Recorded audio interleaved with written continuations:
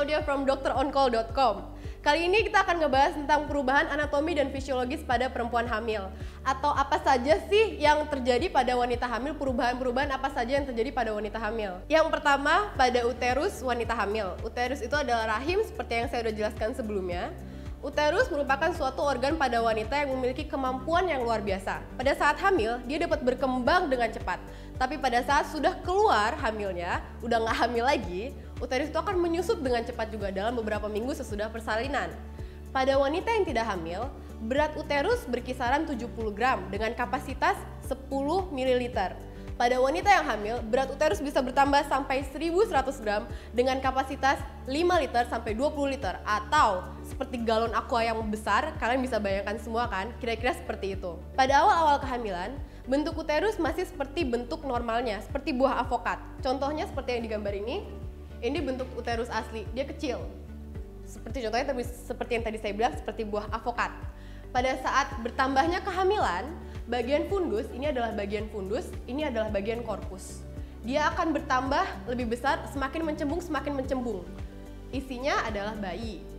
Nah, nantinya dia akan terus-terus membesar seperti ini. Jadi dari yang sekecil ini, dia akan bisa membesar seperti ini. Pada akhir kehamilan 12 minggu, uterus yang tadinya berada di rongga pelvis atau rongga panggul, dia akan terus membesar, tidak akan mencukupi daerah pelvis ini. Dia akan terus ke atas, mendorong usus-usus menuju ke atas sampai menuju ke samping dan menyentuh hati. Jadi dia akan terus sampai ke rongga abdominal. Rongga abdominal itu adalah rongga perut. Jadi yang awalnya dia di panggul, dia kemudian naik ke atas. Sekarang pada vagina wanita. Ini yang saya contohkan adalah vagina wanita.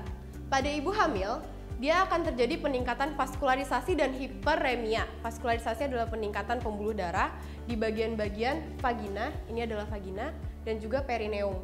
Nantinya, vagina ini akan berwarna keungu-unguan yang disebut dengan tanda Chadwick. Dan juga pada ibu hamil, dia akan meningkat sekresi keputihannya. Pada ibu hamil ya, sekresi keputihannya akan meningkat dan juga akan menebal, sehingga pH-nya akan menjadi lebih basah pada ibu hamil. Sekarang pada kulit ibu hamil. Seperti yang saya tunjukkan di sini, ini adalah contoh kulit ibu hamil. Dia akan terbentuk garis-garis yang berwarna kemerahan sampai kusam. Itu disebut striae gravidarum. Striae gravidarum ini tidak hanya timbul pada perut, dia juga bisa timbul pada payudara dan juga bisa timbul pada paha. Selain striae gravidarum, pada ibu hamil juga akan timbul linea nigra, suatu pigmentasi kehitaman yang timbul di tengah-tengah satu garis seperti ini. Harusnya pada ibu hamil dia nggak ada, ibu yang tidak hamil dia nggak ada. Selain linea nigra, dia juga akan timbul plasma gravidarum. Itu adalah suatu bentuk kemerahan yang terjadi pada wajah ataupun bisa juga pada leher yang disebut melasma gravidarum. Pada payudara wanita ibu hamil, yang pertama, payudara akan menjadi lebih lunak pada awal-awal kehamilan. Bulan kedua, payudara akan menjadi lebih besar dan juga vena-vena yang terdapat pada payudara akan lebih menonjol. Vena itu adalah pembuluh darah balik. Puting pada wanita ibu hamil akan lebih besar, tegak dan juga kehitaman. Sekarang saya akan menjelaskan tentang kelenjar Montgomery. Seperti yang gambar di sini, ini yang bentol-bentol ini disebut kelenjar Montgomery. Dia adalah suatu kelenjar sebasea yang berada pada areola wanita. Kelenjar Montgomery ini pada kehamilan akan lebih besar dan juga lebih menonjol. Lalu pada payudara yang membesar, itu tidak akan berpengaruh terhadap jumlahnya ASI yang keluar.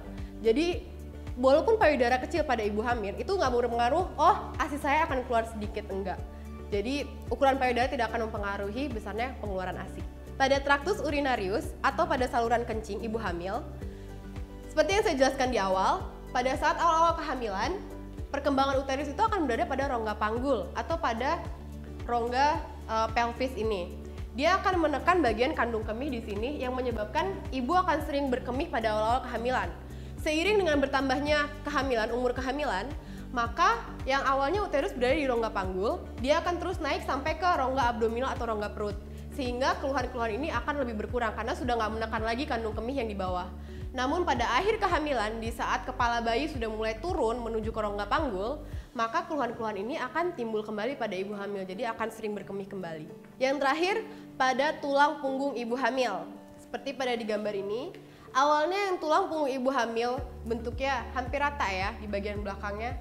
Semakin besar umur kehamilan, semakin besar topangan yang terjadi pada ibu hamil, sehingga menyebabkan tulang ibu menjadi lordosis atau lebih melekuk ke arah belakang seperti ini. Keadaan ini yang menyebabkan pada ibu hamil itu suka merasa kurang enak badan di bagian belakang atau punggung belakang karena topangan yang besar pada ibu hamil tersebut. Sekian tentang perubahan dan fisiologis ibu hamil. Jika ada yang kalian pengen tanyain, jangan lupa komen di bawah. Dan juga terakhir, jangan lupa subscribe, like, and share.